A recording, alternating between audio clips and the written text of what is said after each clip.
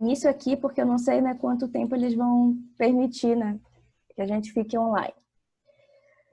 Então, gente, hoje, né, a nossa aula 6, né, da parte de bovinocultura de leite. E aí, o que a gente vem trabalhando, né? O que a gente viu na última aula? Na última aula, a nossa intenção era fazer um estudo, né, de como se faz, como se organiza, né, uma rotina de saúde, um programa de saúde, pensando na fazenda como um todo. E a gente pensou tanto nas fases de bezerra, né, novilha e vaca. Aí eu passei aquela pergunta para vocês ali, né, que sobre o controle de diarreia e pneumonia, né, que eu, assim, alguns já coloquei no AVA ali, né, vocês já me responderam ali, as pessoas, acho que a grande maioria, se não me engano, se não me falha a memória. Gente, a intenção dessa pergunta ali, do controle de pneumonia e diarreia, é que ela seja utilizada também como complementação da nossa avaliação, da nossa primeira avaliação, tá? Que eu ainda não sei quando é que a gente vai fazer. Eu acho que essa semana a gente vai ter uma ideia de quando que a gente vai realizar, mas ela vai estar complementando ali, tá? Vai estar valendo de meio ponto na nota da N1. E aí, depois a gente vai comentar essa resposta também, né? Sobre o controle da pneumonia e diarreia. Eu não sei se de repente... Eu pensei em mandar áudio no AVA, mas também a gente pode fazer uma reunião só para falar também de, de tirar dúvida, né? Já que hoje é para aula, né? Então, se alguém tiver dúvidas das aulas passadas, a gente de repente pode marcar uma reunião só para isso. Até em dias que não é a nossa aula também. Eu não me importo se vocês tiverem disponibilidade de tempo. Sei que tempo a gente tem bastante, né, por enquanto. Então, se vocês quiserem também fazer algo extra ali para tirar dúvida, eu estou à disposição. Só a gente conversar. Então, dando início aqui, gente, à aula de hoje, né, o que eu pensei para hoje? Já que no final da aula passada, a intenção era de falar muito da fase adulta, da vaca adulta, né? E como que existem muitas mudanças ali, né, no pós-parto, que é um período muito sensível para a vaca. Então, hoje a nossa aula, o foco dela é falar de estratégias nutricionais no periparto, né, com a intenção de otimizar, né, os problemas, reduzir os problemas e otimizar a produção. Aí, o que a gente vai falar sobre hoje? Então, nós vamos conversar sobre estratégia de controle de hipocalcemia, vamos falar de controle de cetose, também a gente vai falar de controle de deslocamento de abomaso e vamos falar de manejo pré-parto também, das principais medidas, né, que a gente pode lançar a mão. Tá, gente. Então, vamos lá, assim, para início, né, para início de conversa, a gente tem que lembrar daquele ponto da aula passada que eu falei sobre o tal balanço energético negativo, né? Que ele é a parte muito, assim, como é que eu posso dizer para vocês? É essencial que a gente entenda o que é esse balanço energético negativo para a gente entender como que a gente pode minimizar, né? Então, primeiramente, o balanço energético negativo, ele é uma condição fisiológica dos animais que vai acontecer. E isso vai acontecer por conta do que a gente também já comentou isso em sala de aula, né? Mas o que a gente tem que lembrar? Que devido ao final da gestação, a gente tem um crescimento fetal muito grande. E esse crescimento fetal, ele faz compressão no rumen e por isso faz uma diminuição do espaço físico. Então a gente tem ali uma incapacidade física do animal ingerir o que ele precisa. Só que ao mesmo tempo, esse animal ele precisa de mais energia, ele precisa de mais nutrientes. Então, por isso que o balanço energético negativo, né, ele é fisiológico, ele vai acontecer. O que a gente precisa lançar a mão é de estratégias nutricionais que a gente possa reduzir os impactos dele, né? Então, sendo mais preciso dos motivos por que isso ocorre, né? A gente tem que pensar no seguinte, né? A gente tem que pensar, primeiramente, né? O que é esse período de transição? O período de transição, qual é o período dele? É 3 semanas antes do parto e as 3 semanas no pós-parto, depois do parto. Então, é justamente uma transição de etapas, né? E por que essa demanda de energia ela é tão acentuada, né? E é a questão e acaba acarretando esse balanço energético negativo. Ela é acentuada, essa demanda de energia, por conta de que no final ali, nas últimas semanas, né? O que a gente tem? A gente tem rápido crescimento fetal, que está demandando bastante energia também e dificultando a ingestão de alimentos, né? A gente tem o desenvolvimento da glândula mamária, que ela está no máximo dela, né? E também a preparação para a síntese de colostro. Então, tudo isso faz com que a gente precise de mais energia. E aí, quando tem o parto, depois do parto, o que vai ter? Vai ter um rápido aumento na produção de leite. E o organismo, né, do animal, o que ele vai fazer? Ele vai priorizar aquela atividade. Porque numa ordem evolutiva, né, o que a produção de leite significa? Ela significa a sobrevivência da espécie, né? Ela precisa, a questão da evolução. Então, a espécie tem que sobreviver. Então, a prioridade é ali o leite. Então, todo o nutriente, né, a maior parte do nutriente que o animal ingere vai ser direcionado para a glândula mamária. Então, por isso que esse balanço energético negativo ele ocorre, né? Justamente essa que a gente vai ver aqui nesse gráfico, né? Ele não está muito bonito, tá, gente? Mas foi o que eu achei ali que a gente pode olhar várias coisas acontecendo ao mesmo tempo. Ele está um pouco embaçado, né? Mas o que eu quero que a gente foque aqui, né? Vamos tentar entender esse gráfico aqui.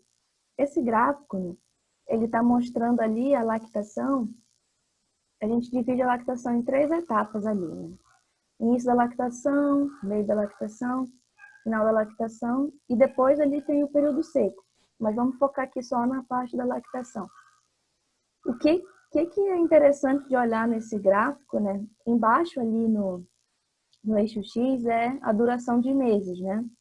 Então, a gente tem no 0 o momento do parto, né? E observem, gente, essas linhas aqui, essas 3 linhas que estão no início da lactação, né? Como que a gente pode ver isso, né? Vocês podem ver o seguinte, né? É justamente a caracterização desse balanço energético negativo, né? Em que está acontecendo? Existe ali a produção de leite, ela tende a aumentar, ela está dando ali um pico, né?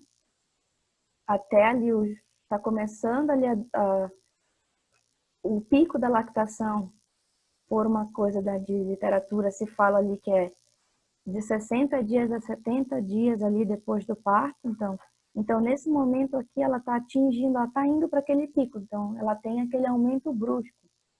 Ao mesmo tempo que tem essa produção de leite aumentando, por que ela está aumentando? Porque o corpo está usando toda a energia que ele tem, né, e os nutrientes para priorizar a produção de leite.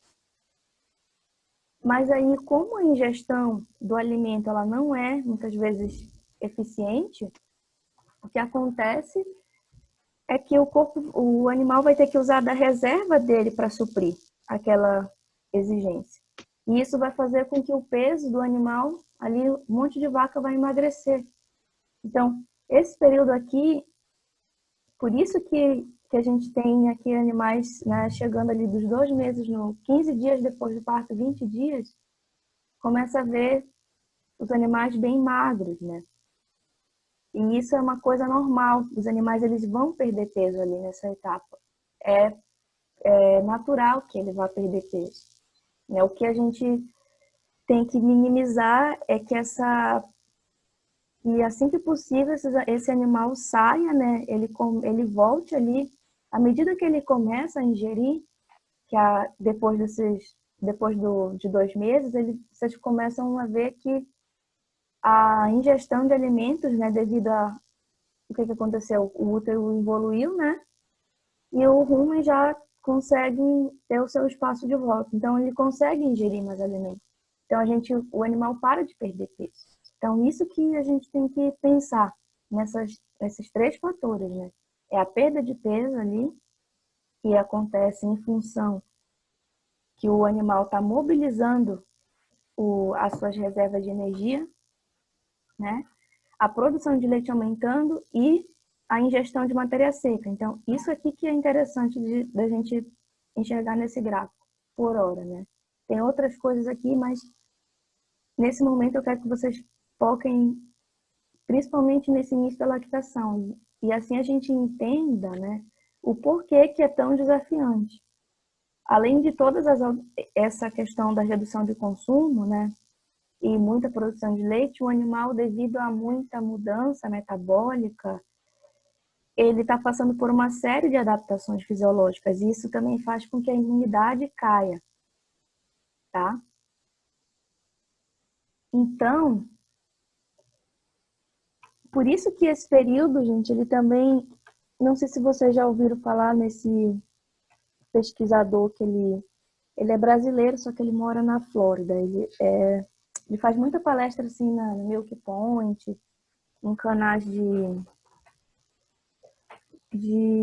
deixa eu colocar aqui. Ele faz bastante palestra sobre período de transição, sobre nutrição de vaca de leite. E nas pesquisas deles, o que ele vem mostrando, né? Que justamente esse período ali da transição, nas primeiras semanas, né? 3 primeiras semanas no pós-parto, é quando a gente tem as maiores doenças, os maiores problemas. Né? Então, os diagnósticos de doenças, eles ocorrem tudo, né, nesse período ali. A grande maioria, 78%, ocorre nesse período. Então, por isso que é interessante se montar um plano nutricional, né, que tente minimizar isso e prevenir, né?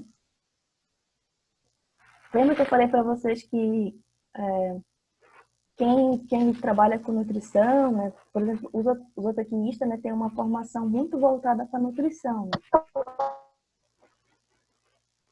E eles costumam falar uma frase, né, que é assim, que se a nutrição vai bem na fazenda, né, que não precisa de mais nada, assim.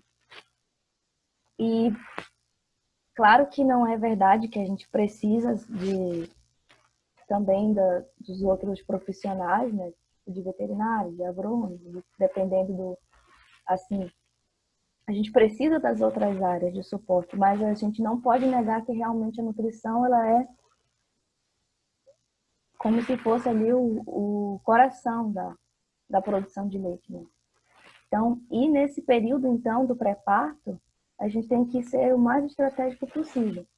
Então, por isso que esse controle ali de dieta, né, ele tem que focar ali desde o início do pré-parto, né? E o foco dele, o que tem que ser? Ele tem que pensar em prevenir hipocalcemia, foco também de não fazer os animais ingerirem mais caloria do que é necessário, porque se o animal também ganhar peso, uma vaca muito gorda, depois lá para frente, a gente vai entender o quanto que isso é uma predisposição para o animal ter um outro transtorno metabólico, que é a cetose. E a gente tem que pensar em reduzir danos no fígado, né? Reduzir esteatose hepática e cetose, que eu já adianto para vocês, né, que o fígado, talvez ele seja ali o coração da vaca de leite, né? Ou tão importante quanto. E outra coisa que a gente tem que pensar, né, é na quantidade de proteína. A gente tem que fornecer uma quantidade adequada de proteína metabolizada. Então, Aí, vamos pensar aqui em um problema, né, que na aula passada eu falei para vocês, né, eu mostrei aquele efeito dominó, ali, um slide que dizia assim, né, que a hipocalcemia, ela é uma porta de entrada para várias outras doenças, né? E voltando um pouco, né, realmente é o que a maioria das pesquisas mostra, né, que essa condição, por que que o animal ele vai tender a ter hipocalcemia, gente?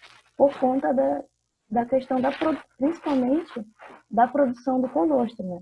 Então ele vai perder muito cálcio. E essa condição ali, quando ela ocorre, né, geralmente ali o crítico desse momento é às 48 a 72 horas após o parto, que o animal realmente vai ter ali, né, que ele vai perder muito cálcio e ele pode ter hipocalcemia. Agora, outra coisa que a gente tem que pensar, enxergar, é que a hipocalcemia, ela é tanto, a gente tem que ver, vocês já viram aquela coisa assim do só a pontinha aquele conceito lá da pontinha do iceberg, né? Que assim, o que eu quero dizer com isso? Um animal clínico que adoece, né? Que é ele é a pontinha do iceberg, mas a gente não vê que por trás pode ter todo um rebanho que está subclínico. Então, assim, o animal ter a doença, a doença clínica, né? Ele é uma condição que pode acontecer, mas o subclínico, ele é ainda pior porque a gente não enxerga o problema. Só que a gente vai ter as consequências. Pessoal, vocês estão conseguindo ouvir bem? Uhum. Tá tudo certo com E, o áudio? Tá. Qualquer coisa vocês podem ir interrompendo, tá? uhum, Então, o que acontece, gente? Voltando aqui, né? O que a gente tem que pensar é que o subclínico, ele é um ponto muito importante, né? E aí, o que a gente tem que... Aqui eu tenho nesse gráfico aqui, né, a gente mostrando os níveis, né, de cálcio, que ele seria, assim, abaixo de 5, né? De cinco para baixo, né, a gente considera que o animal pode estar com hipocalcemia clínica. E de 5 a 8, né, não, de 6 a 8, a gente considera subclínico. E o que a gente tem que lembrar? Qual que é a função do cálcio no metabolismo do animal? O cálcio ele faz parte principalmente da função, da questão da contração muscular, né? Então, um animal que tem deficiência de cálcio, ele acaba tendo uma dificuldade, por exemplo, ele pode ter uma perda ali na parte da ruminação, porque o rumen, para ele fazer os movimentos, ele precisa, né, ter uma concentração de cálcio adequada, o abomase também.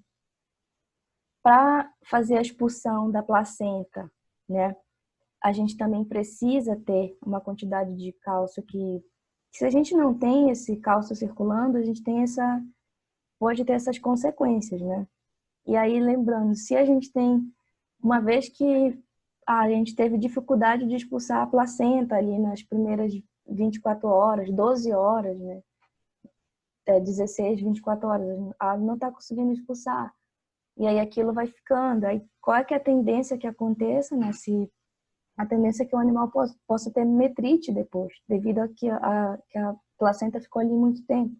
Então são coisas, né, que é manejo, né, gente? É tipo uma doença, que é a hipocalcemia, fazendo aquele efeito dominó, né? E a outra ponto importante da hipocalcemia é que ela faz parte, né? Também ela ajuda no sistema imune. E uma vez que a gente tem a baixa concentração de cálcio, o animal também fica imunossuprimido em função disso. Então ele está mais suscetível a adoecer, já que ele tem o sistema imunológico fraco, né? Então, o que a gente pode fazer, né, para pensar ali em prevenir esse problema, né? Uma medida que é bem adotada, assim, que já é um padrão, né, são as chamadas dietas aniônicas, né? Que são as dietas que vão fazer o quê? a gente vai adicionar sais na dieta, né? E qual que é o objetivo disso? É fazer com que o pH do sangue caia e assim a gente faz uma leve acidose no sangue do animal. Qual que é a ação? Uma vez que é uma acidose leve, né? O que vai acontecer é que esse pH sanguíneo diminuído, ele vai fazer uma ativação maior da questão do paratormônio e vai fazer com que o animal comece a tirar mais cálcio do osso para a corrente sanguínea. Então, isso pode gerar para a gente uma quantidade de cálcio extra ali de 5 a 8 gramas por dia, né? Isso também estimula a maior absorção do cálcio também nos rins. Então, esse é o princípio dessa dieta aniônica, né? Que o animal precisa, né? O que mais que a gente tem que pensar? Essa dieta, né? O princípio dela também ela é chamada de dieta DECAD, né? Que é a dieta catio-aniônica, balanço catio-aniônico da dieta. O objetivo dessa dieta é fazer com que seja uma dieta negativa para a questão ali dos íons. Então, são duas coisas que tem que pensar em fazer, né? Uma é evitar que os animais estejam consumindo forragem rica em potássio durante esse período, que é um período os animais têm que ingerir essa dieta que vai fazer com esses sais, né? Ele tem que ingerir pelo menos por 21 dias para poder fazer um efeito ali para o organismo absorver mais cálcio, né? E aí, a suplementação é muito feita com sal aniônico, né? Então, o pessoal usa muito cloreto. Também tem gente que usa sulfato. Cloreto, os sais que são sal aniônico, que são ricos em cloretos, eles são mais eficientes, costumam ter uma ação de acidificar melhor, né? E qual que é o problema que o pessoal relata, assim, né? O que acontece é que esses sais, né, eles têm uma certa característica de ser amargo, porque tem uma questão ali de um cheiro de amônia. Então, os animais, eles não gostam muito, assim. Eles repelem um pouco isso. Então, existe ali uma tendência deles não quererem consumir, né, de baixar o consumo. Então, muita gente reclama, né? Porque e tem pessoal que fala assim, como a maioria muitos casos de hipocalcemia é subclínico, aí a pessoa acha que não tem hipocalcemia. Então, eu não vou botar um sal, não vou fazer essa dieta, porque essa dieta os animais não vão comer, e os animais não comendo também é um problema, porque lá na frente já vai ser natural que essa redução de consumo aconteça, né? Então, que a gente é como se fosse, tu tem que pensar no que vai valer a pena, né? Porque os animais realmente eles vão deixar de consumir um pouco, mas ao mesmo tempo, dependendo do produto, existem produtos que estão fazendo um tipo de encapsulamento, né? Que o animal ele não entra em contato com a questão do cheiro, né? E aí ele não acaba comendo mais, né? Mas a questão é que tem que ver se vale a pena, porque se você faz, né, essa dieta ali, ela tem um custo, dependendo do produto, dependendo da região. A suplementação, ela gira ali, né, que você tem que dar 300 gramas desses sais, né, por vaca por dia durante 3 semanas. Só que, em compensação, é um custo, tá? Mas aí você tem que pensar a longo prazo, né, no retorno que aquilo vai te dar, que seria a redução dos problemas, né? Seria a redução da hipocalcemia e, além do mais, uma vez que tu previne hipocalcemia, tu também acaba se driblando, né, as outras doenças que podem vir junto. E assim até o animal pode se recuperar também mais cedo para uma nova concepção, né? Então, isso aqui tem que fazer conta, né, para ver se vale a pena ou não, né? Os benefícios, tá? Alguém tem alguma dúvida por enquanto, gente, dessa parte ali da hipocalcemia? Alguém tem alguma... Tranquilo. Tá tranquilo? Então tá. Então, gente, aí então vamos pensar assim, né? Tá, hipocalcemia a gente previne com essa dieta aniônica, né? Que ela faz 21 dias. E vamos pensar aqui como que a gente evita a cetose, né? E o que é a cetose, né? Então, o que a gente tem que lembrar? Lembra que os animais, eles têm aquela tendência de perder peso no início da lactação, nos 2 primeiros meses ali, né? E por que o animal está perdendo peso, né? Ele está perdendo peso porque ele precisa repor, né? Ele está precisando tirar de algum lugar os nutrientes para poder se manter na lactação, né? E aí, uma situação que pode acontecer é que devido a um excesso, né, de mobilização, o animal vem a desenvolver a cetose, né? E o que é a cetose? A cetose, ela é como se fosse uma consequência ali, né, de um balanço energético negativo muito acentuado, mas não são todos os animais. Tem outra condição que predispõe os animais a entrar em cetose, que é o animal gordo, né? A vaca gorda. Ela vai ter essa tendência ali de ter esse problema. E por quê, gente? Porque esse animal aqui, no caso a vaca gorda, ela tem, por uma questão ali de hormonal, os animais que são gordos, né, eles têm um hormônio em maior circulação, que é um hormônio chamado leptina. E esse hormônio em maior circulação, ali na corrente sanguínea, devido ao tecido adiposo, que é abundante, né, ele faz uma sensação de saciedade. Então, esses animais, eles tendem a consumir menos. E uma vez que eles consomem menos, eles precisam mobilizar mais. E aí eles têm o tecido adiposo bastante, né? E eles acabam fazendo com que aconteça essa mobilização intensa, né? E cetose, vocês já ouviram falar na questão do hálito que fica com cheiro de amônia, de produtos, essa coisa amonificada, né? Os animais que têm um quadro de cetose, né? Eles têm um hálito diferente também. Eu não sei se alguém já ouviu falar, já fez aquela dieta da proteína.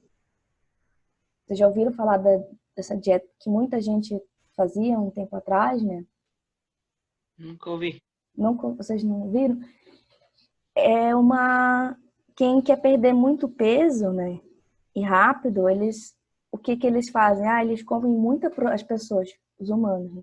Comem muita proteína e evitam ali e cortam a questão dos carboidratos e comem bastante proteína. Aí o que eles fazem? É como se eles pudessem entrar em cetose também, porque o corpo vai precisar da energia. Aí a pessoa não está comendo energia. Então ela começa a mobilizar o tecido. Como na vaca também, é a mesma situação. Só que no caso a pessoa está forçando, né? Ela está comendo só proteína e não come carboidrato. E ela precisa do carboidrato. Então ela começa a mobilizar e assim ela perde peso muito rápido. Só que em compensação, ela também pode entrar nesse quadro de cetose. E a mesma coisa que a vaca, ela tem a carência, ela precisa de carboidrato. E ela não consegue não está conseguindo suprir, pela questão de não ingerir suficiente, isso aí faz com que o animal mobilize, né? E aí, os principais efeitos, né, é que devido a essa grande mobilização, né, vai ter uma série de compostos que vão ser oriundos devido à degradação desse tecido, que são a acetona, o acetoacetato, o beta-hidroxibutirato, que são compostos, né, que é bem, essa parte aqui é bem bioquímica, né, mas é só, não precisa decorar, é só a gente saber, assim, pensar no famoso desse quadro, dessa doença aqui, né? No caso, a gente não está pensando na doença, mas como que a gente vai evitar, né? Uma das coisas que vocês podem lembrar é o hálito de acetona, né? Que ele dá... Por que vem esse hálito de acetona? Justamente ele se deu devido a essa grande mobilização de reserva que aumentou todos esses compostos na corrente sanguínea. Então é isso, gente, assim. Por que a vaca gorda adoece? Por que a vaca gorda vai ter tendência a ter cetose maior do que os outros animais? Em função dessa maior circulação, né? A teoria é que devido a ter muito tecido adiposo e muitas células os adipócitos, né?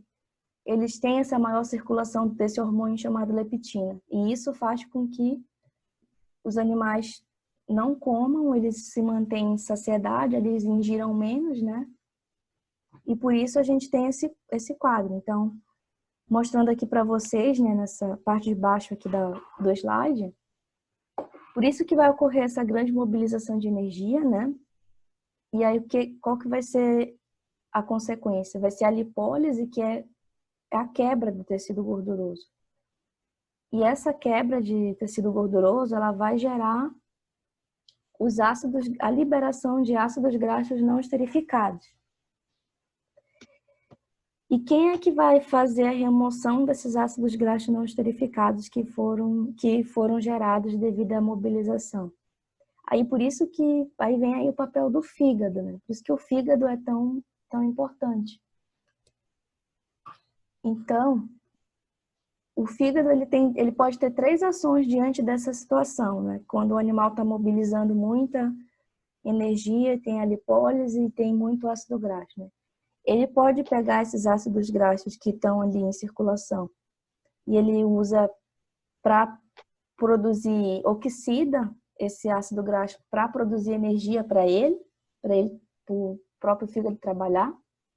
Ou ele pode fazer uma oxidação completa e ele gera energia para os outros tecidos, só que a consequência disso é liberação de corpos cetônicos, né? Que essas substâncias, esse ácido graxo não esterificados, ou esses corpos cetônicos, eles têm uma toxicidade para o animal, né? Inclusive, a consequência disso pode ser até problemas neurológicos, né? Então, ele tem essa outra opção de gerar energia para os outros tecidos, mas em compensação liberando corpos cetônicos que podem causar danos depois, né? Ou ele pode fazer também rearmazenar aquele triglicerídeo, né? Reconverter ele e armazenar o tecido. Então tem essas 3 opções, por isso que o fígado aqui ele pode ser sobrecarregado, né? E ele ter um quadro de esteatose hepática, né? O fígado gorduroso, por conta que ele não conseguiu, era tanta a mobilização, né? Que ele ficou com a sua função deficiente e acabou acumulando o tecido gorduroso nele, né? Então, como o princípio aqui da cetose, né? Por que o animal entra em cetose? Ele entra em cetose porque ele tem essa grande exigência por energia, né? E ele não consegue suprir, né? Essa é uma das principais.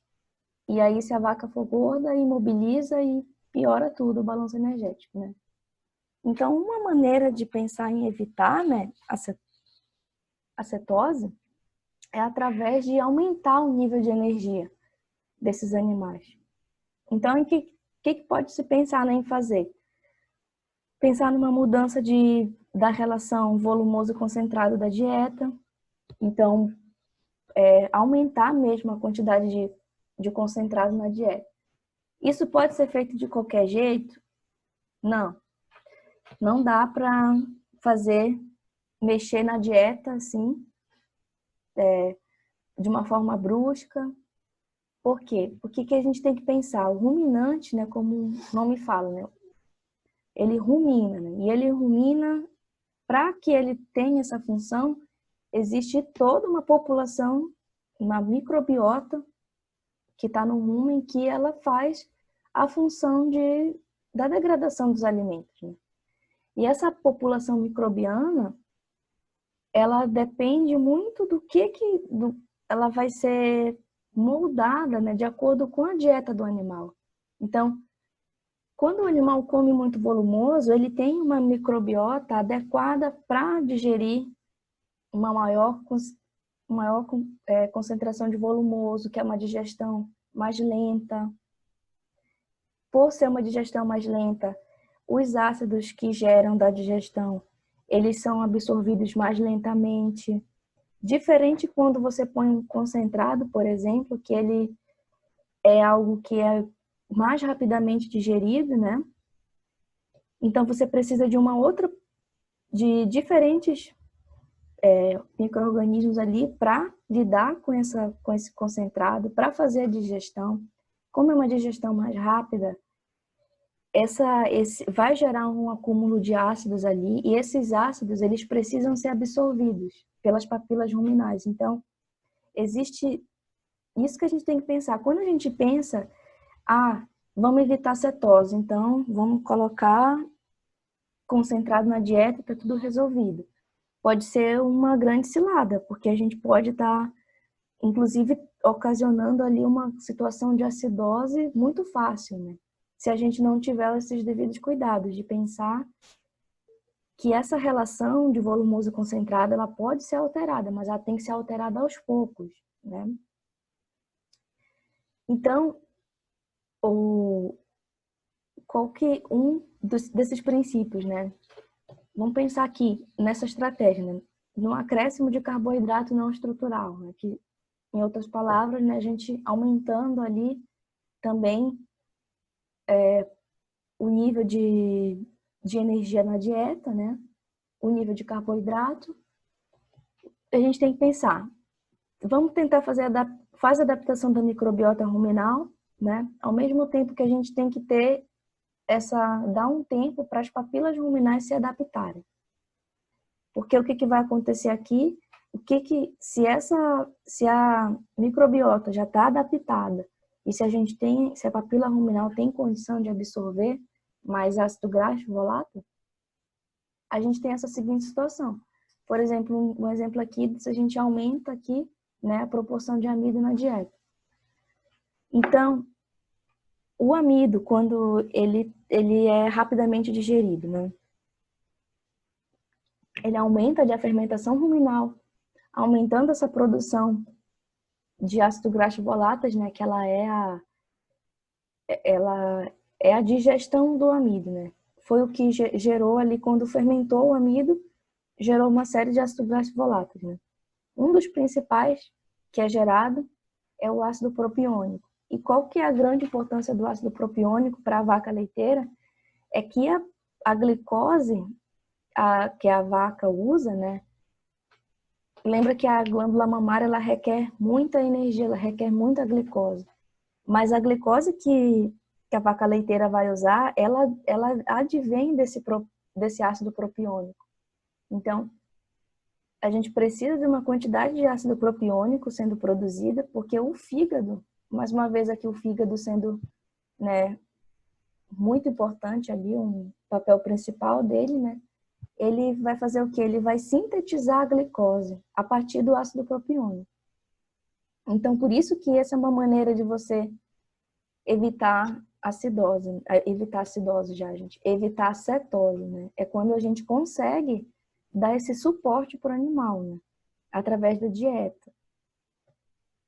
Outra maneira, né, como a gente falou ali no início, né, a cetose, ela é uma condição que ela vai ser muito relacionada, né, o principal erro de manejo da cetose é quando a gente tem uma vaca gorda no momento do parto, porque essa vaca gorda, depois do parto, o consumo vai cair muito, né, e vai acontecer tudo aquilo, vai começar a mobilizar bastante tecido, consequentemente, em função da degradação daquele tecido, vai ter aquelas substâncias, né, que são os ácidos graxos não esterificados, os corpos cetônicos, que são produtos tóxicos, né, para o animal, e a gente tem essa situação. Então, o que uma forma de você minimizar o quadro de cetose, você tendo cetose no seu rebanho, é você fazer o manejo da condição corporal, né? O que é esse manejo? Não sei se vocês já viram essa escala, né? Ela é bem conhecida assim, que a gente caracteriza, né, os animais de 1 a 5, sendo 1 um animal que é muito magro, né? E o 5 é um animal que tá muito gordo, né? Então, assim, vaca de leite com eficiência, né, produtiva e reprodutiva, ela não pode ser nem muito gorda nem muito magra. A gente tem que pensar sempre ali no máximo 3, né? O 2,5 o animal já está no limite, ele está magro ainda, mas de 3 e 3,5 no máximo. Tendo assim, o animal pariu, no dia do parto dele estava com 3,5. Mais que isso, a gente já está tendo risco de ter cetose. Isso aqui, gente, uma outra. Como é que pode também ter, em algumas fazendas, tem um índice de cetose grande? Tem uma outra situação,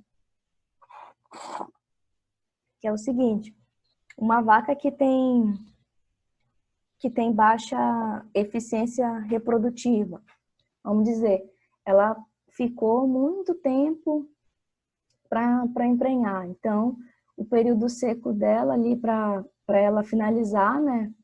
A gente prolongou. Aí ela ficou demais em lactação. Pode ter situações que a vaca ultrapassa muito ali. Tem fazenda que chega ali a mais de 350 dias que o animal está produzindo. Mas ele está produzindo bem pouco. Porque a própria curva da lactação, ela vai caindo, né? Então, aí aquele animal que está produzindo pouco, mas aí ele continua comendo ali como se fosse ele está produzindo pouco leite, mas ele continua comendo. Então, ele fica ali, o que ele vai fazendo? Ele vai só ganhando reserva corporal, né? Então, essa é uma outra situação que pode predispor o animal a ter cetose, né? Que isso é bem comum. Outra coisa, gente, como a gente pensar assim na questão da proteína, né, da dieta, gente, tem um detalhe também, né? Essa exigência de energia, ela vai ser grande, mas também devido a esse aumento na produção de leite, o leite ele requer bastante aminoácidos principalmente vaca de alta produção, ela precisa de muito aminoácido.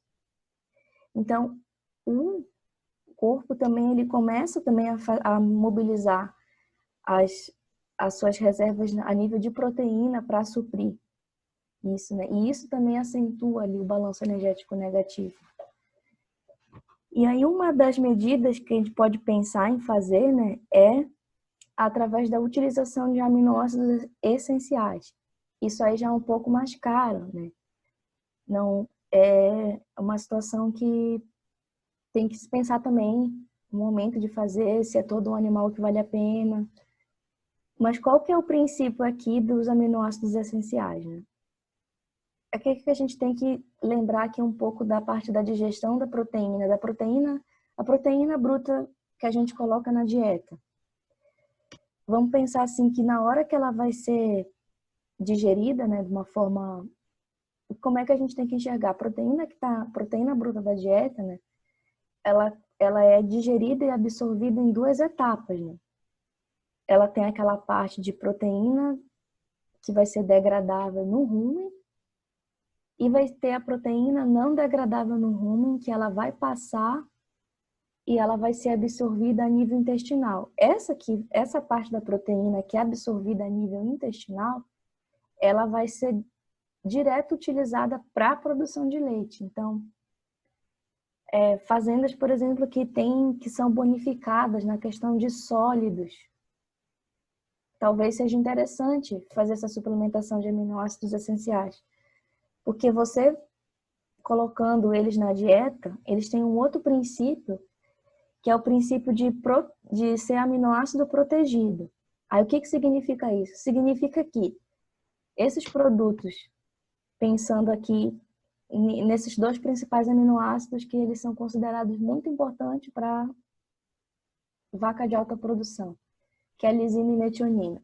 Quando a gente pensa assim, que eles são protegidos, o que acontece? Eles chegam, eles vão passar, vai entrar, né, junto com a dieta ali, mas eles vão passar inerte no rumen. O rumen não vai degradar. Se o rumen não degradou, qual que vai ser a vantagem? Ele vai ser inteiramente, né, absorvido depois e utilizado para a produção de leite. Então, assim, ele aumenta também a chance aumenta a questão dos sólidos no leite também e aumenta a produção de leite.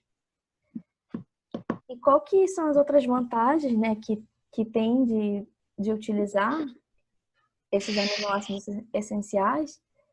É que se você está oferecendo os aminoácidos importantes, assim, uma vez que você utiliza aminoácidos essenciais, a proteína bruta da dieta, ela pode ser reduzida.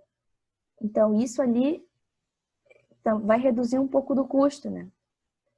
E também a outra coisa que a proteína bruta que vai na dieta, a gente tem uma perda, né? Na hora que ela vai ser degradada no rumen, existe uma parte que ela vira amônia, né? Que ela vai ser excretada nas fezes, na urina.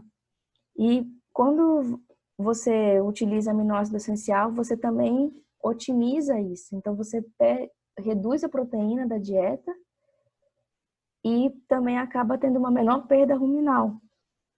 Isso pode significar ali tanto de você reduzir custo, quanto de reduzir impacto ambiental também, porque a excreção da amônia, né, ela é considerada bastante assim a nível dos compostos nitrogenados, né, que ela é um poluente para o meio ambiente, né. Só para vocês terem uma ideia, gente, de uma situação, né, que os rebanhos lá da Califórnia, que tem uma concentração de vaca gigante, é um negócio monstro. Eu já comentei com vocês, né, que tipo, lá uma fazenda que é considerada pequena, tem no mínimo 2.000 vacas, assim.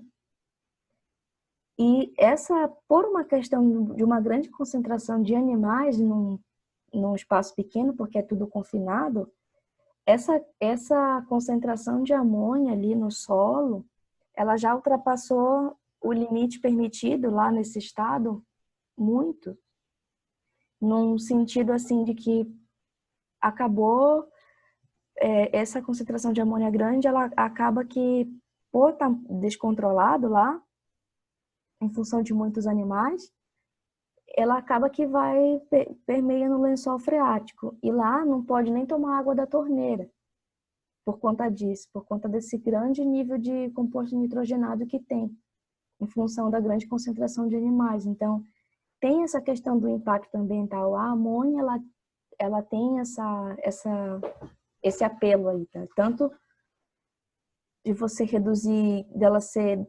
Quando a gente está liberando muito amônia, significa o quê? Significa que a gente não está conseguindo, que a gente está fornecendo proteína em excesso, né? Ou que aquela proteína não está conseguindo ser aproveitada no organismo. E por isso que ela está virando amônia.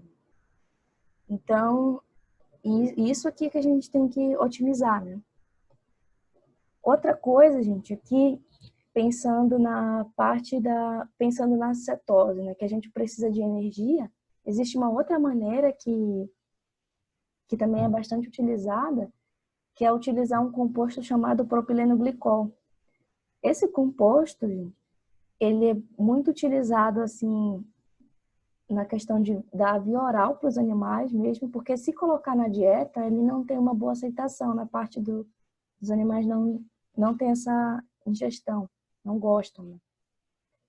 Então, a intenção é dar via oral, né? E ela é uma quantidade assim ela origina uma grande quantidade de propionato e também de glicerol a nível ruminal. E isso aí, ele faz com que o animal, sabendo, né, que o propionato ele vai ser importante para o fígado transformar em glicose, essa é a grande importância. Uma vez que ele tem, que a gente fornece essa grande quantidade de propionato que vai gerar glicose, ele não vai precisar mobilizar tanto tecido, e com isso a gente vai reduzir aqueles ácidos graxos não esterificados e os beta-hidroxibutirato, que são as consequências, né, quando mobiliza muito tecido.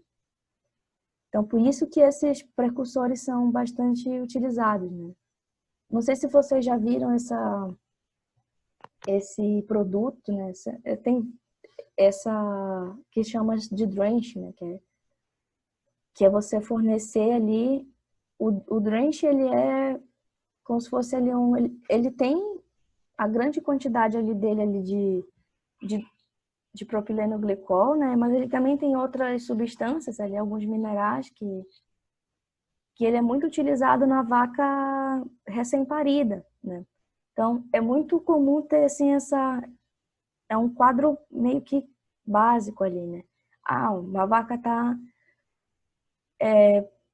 com poucos dias de parida ali, geralmente na primeira semana, o animal não está comendo, o animal não está ruminando, né?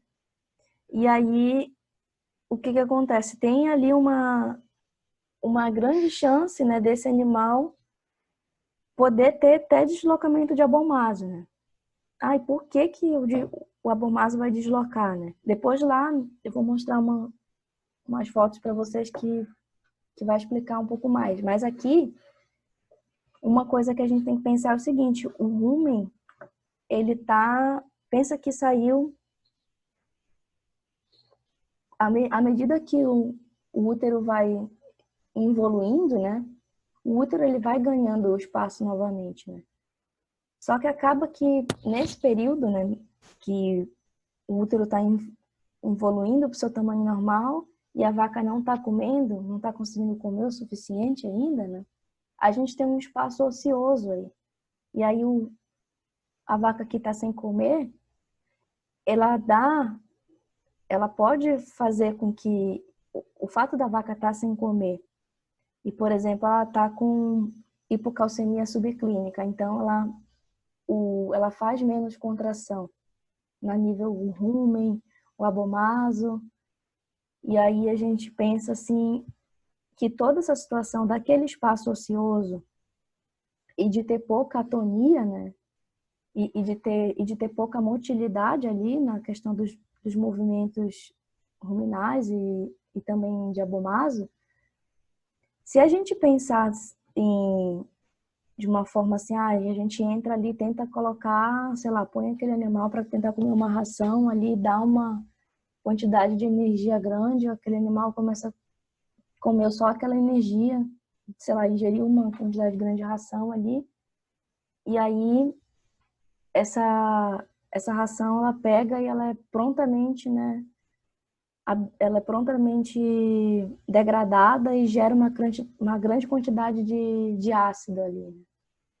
Aí, e a questão de não conseguir expulsar o ácido devido à redução de motilidade, né?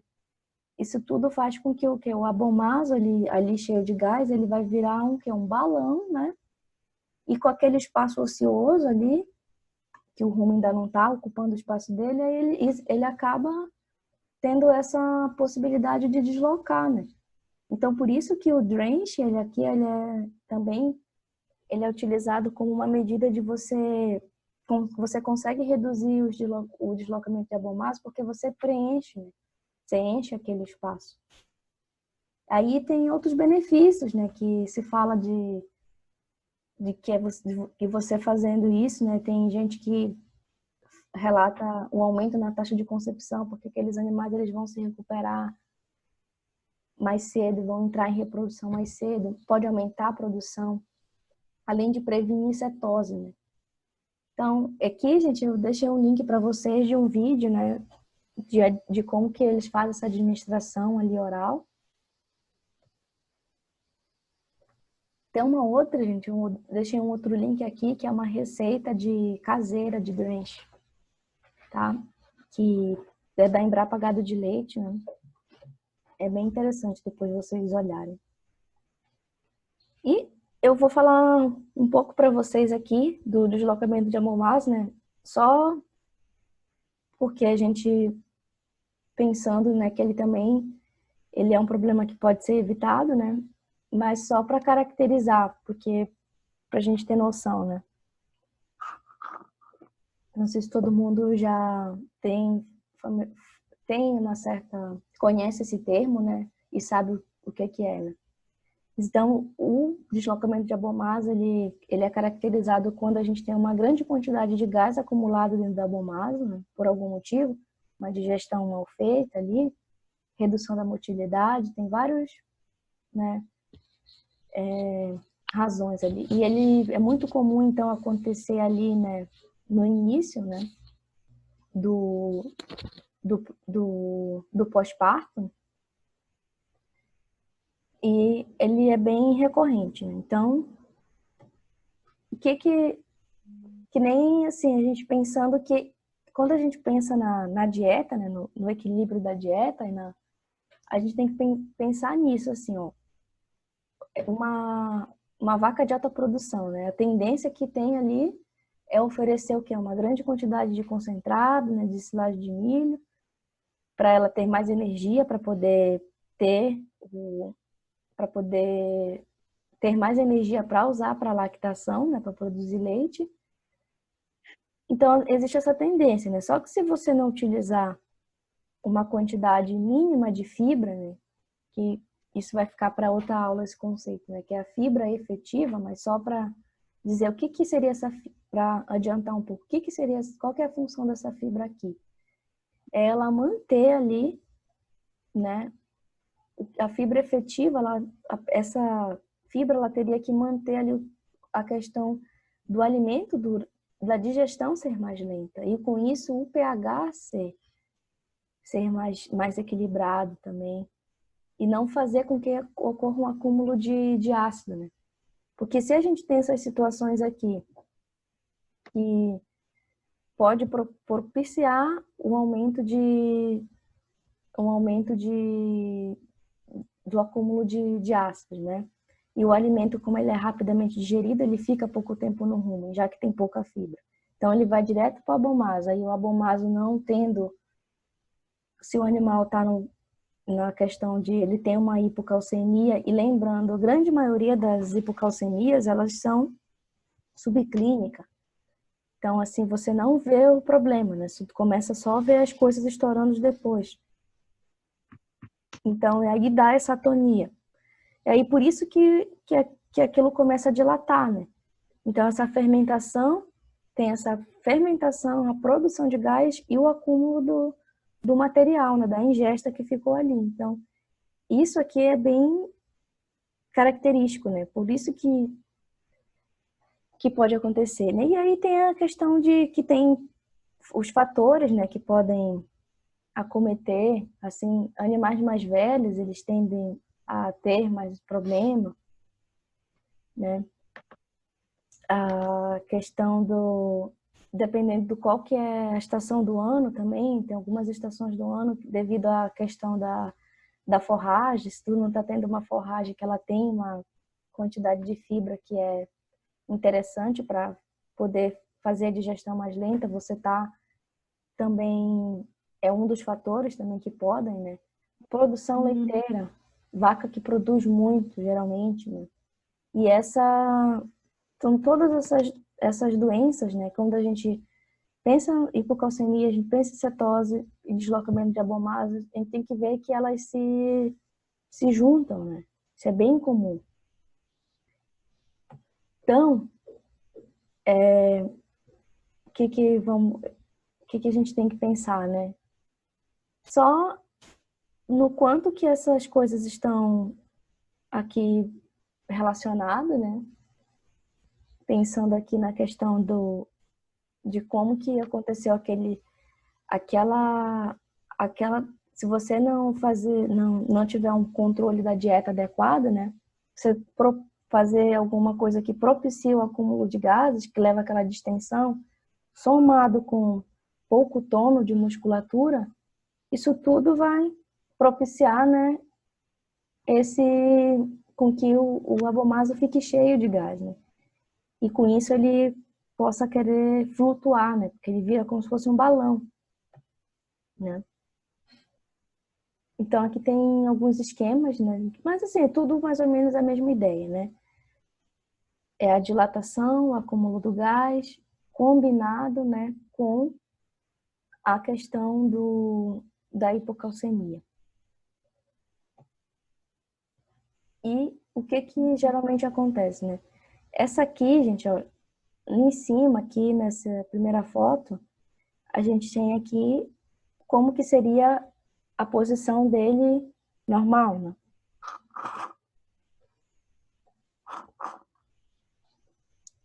Aliás, só um pouquinho, que eu acho que eu coloquei a foto errada. Gente, a gente aqui tem a representação esquemática do deslocamento de Abomasio, né? Tanto que ele pode ir. Na verdade, aqui, não, é certo, aqui a primeira foto ele tá normal, tá? Já lembrei aqui. E aí, ele pode deslocar para a esquerda, que é essa segunda foto aqui. Vocês veem aqui nesse balão, como ele foi lá para cima, aqui, ó. Ele virou aqui um balãozinho ali em cima. Ou ele pode ir para trás, né? Aqui para trás, ele pode girar em torno do eixo aqui dele, da víscera, né? E é uma situação, quando desloca para a direita, é uma situação um pouco mais grave, por conta dessa torção aqui dos vasos da alça aqui, né? E pode comprometer também, torcer a alça intestinal junto. Então, a direita é mais difícil de ver, mas quando acontece é mais grave. Geralmente ele desloca para a esquerda, né? Aí, gente, vamos falar aqui um pouco, né? Por enquanto, alguma dúvida, pessoal, do que já foi passado?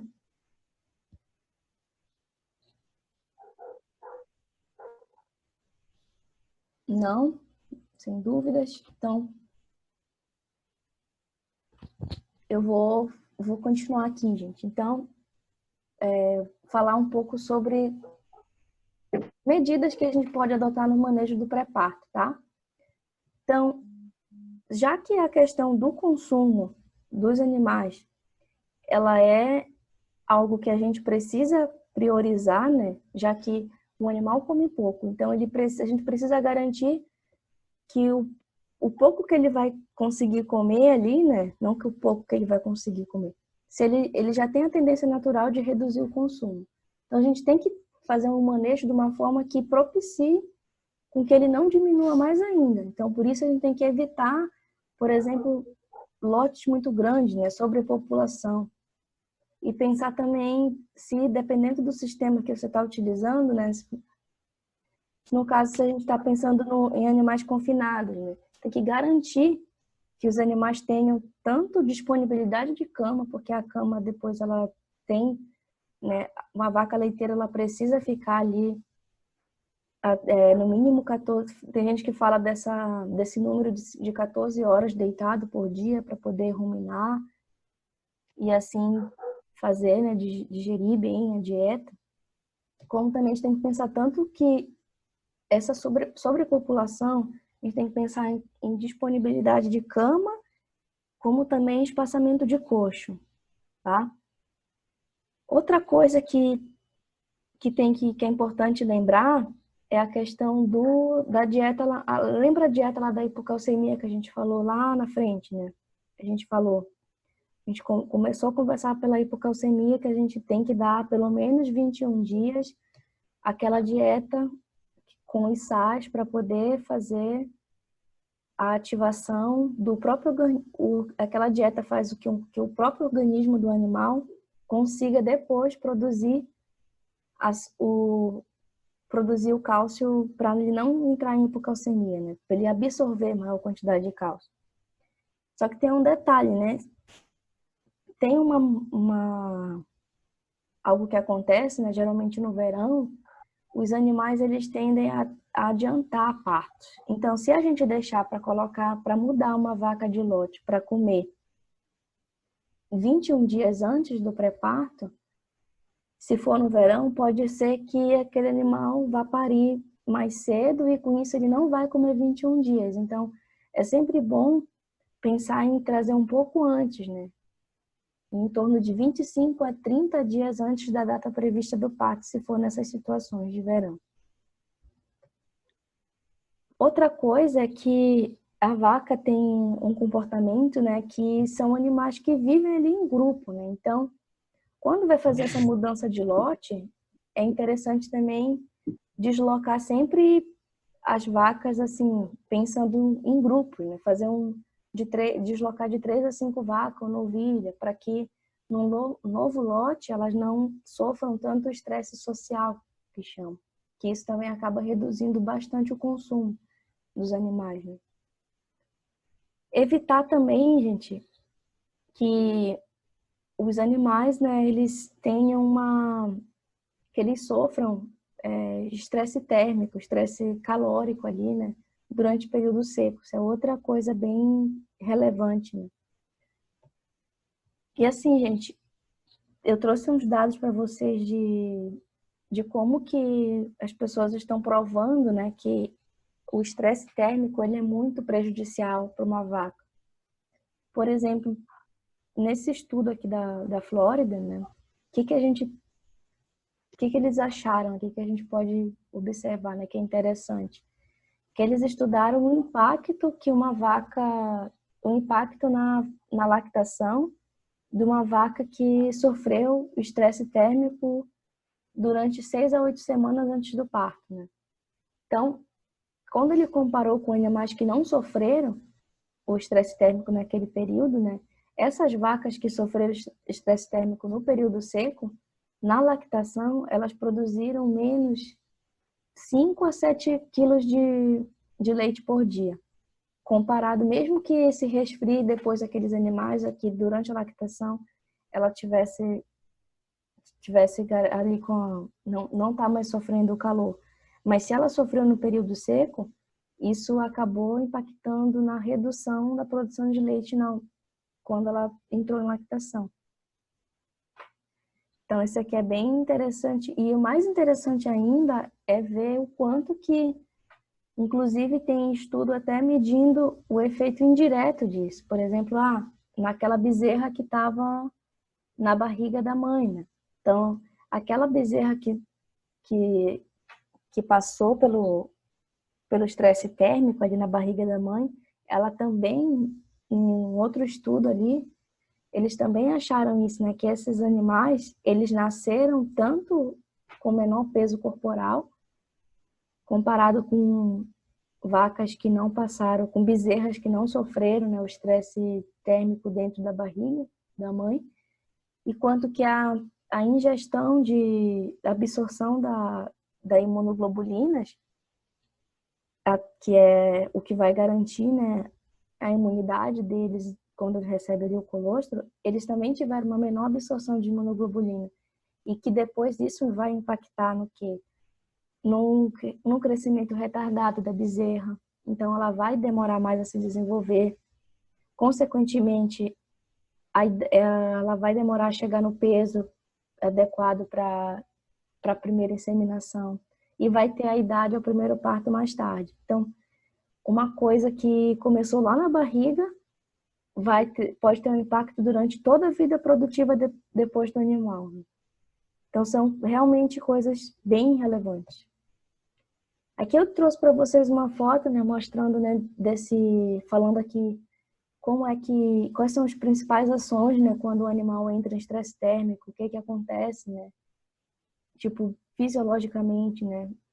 Os animais reduzem consumo, eles aumentam o consumo de alimento, eles aumentam o consumo de água, eles procuram sempre por sombra, né, e vento, eles aumentam a transpiração. Existem, gente, casos até, né, eles aumentam a frequência respiratória, né, e começam a babar, né. Aí ele tem aquela foto ali que eu coloquei, que a vaca tá com a língua para fora. Tem vaca que chega a salivar muito, né, e ela começa a formar poças, assim, de baba mesmo, assim, a espumar aquilo. E aquilo ali, a salivação, né? A gente pensando qual que é o componente da saliva. A saliva tem bastante íons bicarbonatos, né?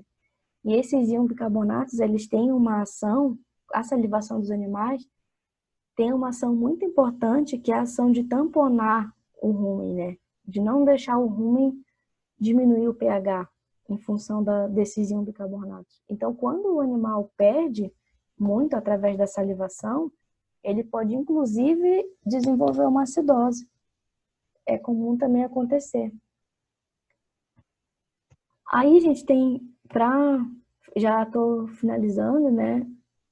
Aqui tem mais aqui uns 2 slides que são também que a gente tem que pensar, que é um pouco polêmico, né? Que é sobre algumas ações a nível de você manipular a dieta no pré-parto dos animais, né? Então, o primeiro deles, né, é a questão. Muita gente, em função de você dar mais energia para o animal ele ter um aporte energético maior, muita gente acredita, né, que você, no pré-parto, você deve incluir grãos, né, concentrado, que isso teria um bom efeito, né, para o animal depois ter menos problema, né. Então, vamos olhar aqui, né, essa tabela, que a intenção dessa tabela aqui, ela está sumarizando 10 diferentes estudos que eles fizeram o quê? Eles estudaram o impacto, né? Se você aumenta, dá a ração, os grãos ali no pré-parto e se isso vai impactar lá na frente, né? Então, comparando aqui essa primeira coluna, né, são os estudos, na segunda a gente tem a porcentagem de carboidratos não fibrosos. Então, ele comparou tanto assim, eu oferecendo 35% de carboidrato não fibroso com 44%, né? Quanto que foi essa mudança na ingestão de matéria seca? Esse primeiro aqui aumentou, realmente eu tive um aumento aqui de mais 1,9% de ingestão de matéria seca. E quanto que isso mudou depois no pós-parto? No pós-parto ele não relatou. Então, o que acontece aí? Então, esses estudos, todos eles, né, a maioria deles, eles mostraram aqui, né, que na verdade não, quando eu falo assim, NS, que não foi significativo. Então, quer dizer assim, tanto faz você colocar, por esses estudos aqui, se você colocar o concentrado na dieta, no pré-parto, no futuro ele não garantiu que um animal comesse mais no pós-parto, nem que a produção de leite fosse maior. Então, em virtude desses estudos aqui, as pessoas começaram também a pensar, então, realmente quando é que a gente tem que colocar concentrado no pré-parto, né? Não vai ser em todos os casos. Geralmente, só se os animais realmente estão precisando e se existe uma situação ali de uma deficiência que a gente precisa suprir. Já que não dá diferença, né? Já que a maioria dos estudos está mostrando aqui que não teria diferença, então ele não tem tanta importância nesse momento, né? Que aí seria um custo a mais, né? Porém, gente, a questão da proteína, que é uma pergunta assim, né? E as exigências proteicas, né? Se a gente for considerar novilhas e vacas leiteiras no período de transição, como é que a gente deve pensar sobre isso? Por uma questão das novilhas estarem em crescimento, elas precisam elas têm uma exigência proteica maior do que as vacas, né? Então, isso faz com que ali, se a gente for pensar numa formulação, né, na dieta pré-parto com relação à proteína, esses animais eles têm exigências diferentes, né? Enquanto a vaca precisa de 12%, a novilha ela vai exigir 14%. E aí, se for num lote pré-parto, você misturar novilha com vaca, né? A gente tem que pensar em atender à exigência da novilha, né? É uma outra medida que tem que se pensar assim. O ideal seria que a gente tivesse que as novilhas, né, elas ficassem. O interessante é que elas não, por uma questão de competição ali, de comportamento, né, quando elas estão junto com vacas, elas acabam sendo prejudicadas no nível alimentar. Mas, como a maioria das fazendas, né, são geralmente pequenas e médias, não é muito vantajoso você dividir, né, assim, pequenos lotes. Então, pode acontecer de no pré-parto, novilha e vaca estarem juntas. E se elas estiverem juntas, a gente precisa pensar na exigência de proteína da novilha, né, para poder atender essa demanda do crescimento. Gente, uma última coisa que queria contar para vocês, né, que eu descobri essa semana. Não sei se vocês já ouviram falar dessa plataforma de cursos à distância que chama EducaPoint. Essa semana, né, na verdade ontem eu descobri que nesse período agora de quarentena eles estão com alguns cursos online gratuitos, tá? Aí eu deixei o link aqui para vocês, eu acho que vale a pena dar uma olhada para ver se tem alguma coisa aqui do interesse, né? Ó, tem até de irrigação do café aqui, que está disponível. Não é só coisa de vaca aqui. Então, gente, o que eu passo de instrução para vocês aqui, né? Eu dei essa aula para vocês, assim, sobre esse assunto, que a gente entrou muito na parte aprofundou mais ali a parte do período de transição e os impactos e pensando na estratégia de nutrição para evitar, né, os problemas, né? Eu deixei para vocês a recomendação de uma leitura, que é a leitura que baseou, né, essa aula aqui, para vocês terem assim uma maior compreensão, né, quem gostar do assunto. Eu deixei também lá no AVA materiais complementares, né? E também tem um exercício lá online para vocês, tá? Que é para ajudar na fixação do conteúdo. No mais, a aula encerra por aqui, né? E aí vocês podem perguntar aqui, se vocês tiverem dúvida, o que a gente pode olhar. Não sei se todo mundo ouviu. Depois essa aula vai ficar gravada, tá? Lá para vocês reverem. Professora, Pode falar. se eu mandar o alvo atrasado, não tem problema?